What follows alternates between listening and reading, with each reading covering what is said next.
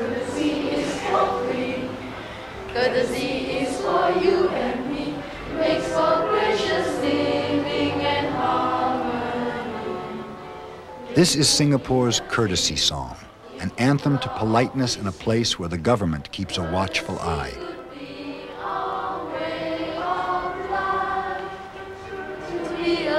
Here in this English-speaking former British colony, everyone is taught to sing the same tune. Work hard, be obedient, and above all, be courteous.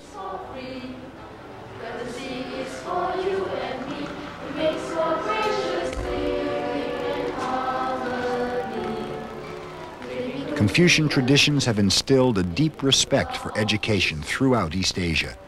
But in Singapore, students learn far more than math and science.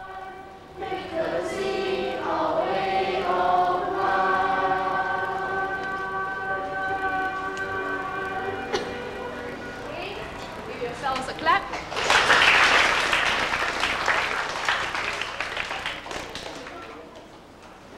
We should make courtesy our way of life, right?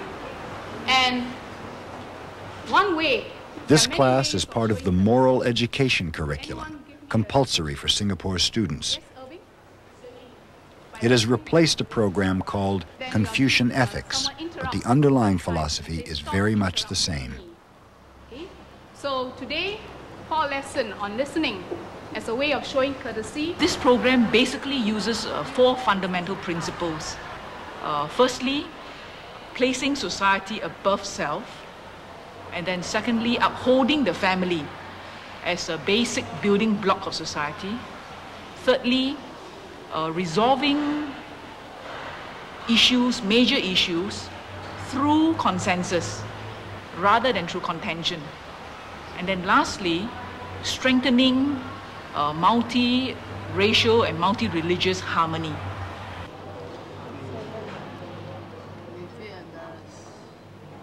This philosophy of education harks back directly to the ideas of Confucius, submerging individual needs to the goals of society. So do not forget to be courteous, not just to elders, but also to young people like yourself, and those younger than you. Okay, class? That's the end of the lesson. Please stand. Thank you, Mrs. Shaw. All this is the vision of Lee Kuan Yew, who's been worried about the loss of traditional values. The contamination that I talk about is the insidious television programs, where this supremacy of the individual's wishes overriding everything else is subconsciously being fed into young minds and undermining their own traditional culture, which has got Singapore to where it is. In other words, you fit yourself into society, the exact opposite of the American rights of the individual. Passengers are reminded that it's an offense to smoke, eat, or drink in MRT stations and trains. The offense carries a maximum fine of $500. Please help us to keep the MRT stations and trains safe, clean, and comfortable. Thank you for your cooperation. In promoting social obligation, Lee has banished corruption from Singapore. He has also insisted on an unusual degree of social control. To Lee Kuan Yew, control was required because Singapore was vulnerable, both from without and from ethnic strife within. This tiny city-state on the tip of Malaysia is 1/4 the size of Rhode Island, but has twice the population, 80% Chinese with Malay and Indian minorities. From 1918 to 1955, Singapore thrived under British protection. The colonialists used it as it is used today, as a central port for East-West trade. Soon after Singapore gained its independence, Lee Kuan Yew rose to power in 1959. Lee, a former socialist, used the power of government to suppress unions and keep wages low. With financial incentives and venture capital, he lured in foreign companies that needed low-paid, educated workers, and he used that foreign capital to build up Singapore.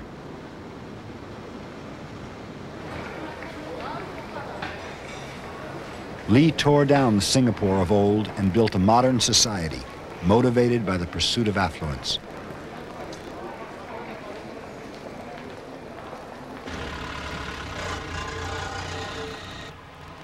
Singapore became a haven for multinational corporations.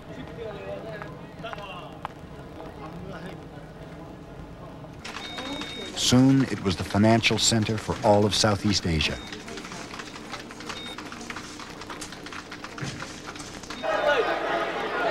Today, its people enjoy the highest standard of living in the region after Japan.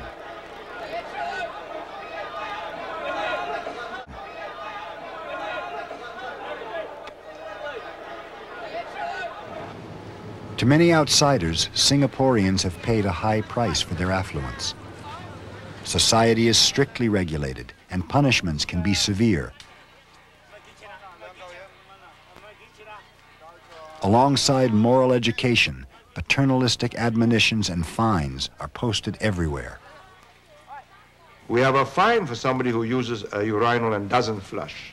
And you've got to change social habits quickly. What's the choice? Wait until the epidemic breaks out? Having intervened in one sector and changed the hardware, you've got to intervene in the software. Lee's attempt to change the software in his people didn't stop at fines. In the 70s, Lee worried that uneducated women were having too many babies, while those with college degrees, most of them ethnic Chinese, were having too few.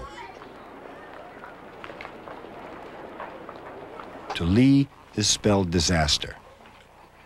You cut down that creative element. The lifts won't function, power stations will blow, the place will sag.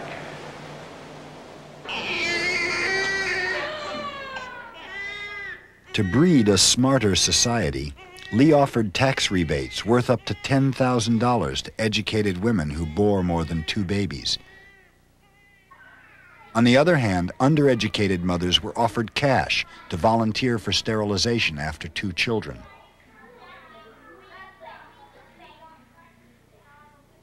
This method is a permanent method, and it is operation done, and we call this sterilization. And in the man, it is called vasectomy. In the lady, it's tubal ligation.